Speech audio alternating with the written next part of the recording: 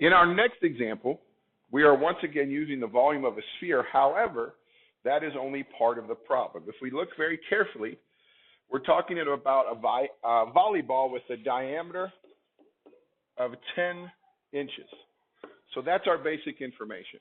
Now, what we have to remember is that if we read on the question, we're not just trying to find the volume, we're trying to see how long it will take to inflate the ball. So let's first of all start off by finding the volume. If I know the diameter is 10, then I know that my radius would have to be 5. How do I know that? Well, if I take the diameter and divide by 2, I get the radius. So here I take 10, divide by 2, and my radius is 5. So R equals 5. Now I can find the volume.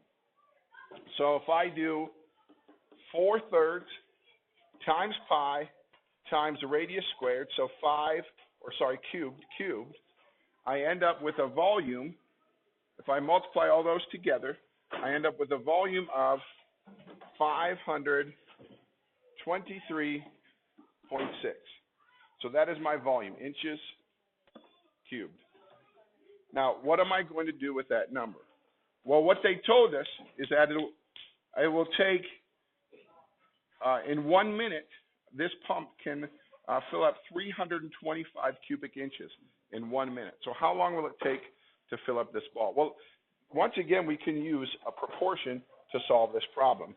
So I know that I can do 325 inches in 1 minute. Now I want to know how long will it take me to do 523.6 inches. All right? All we have to do in this case is cross multiply and divide. So I know that 325x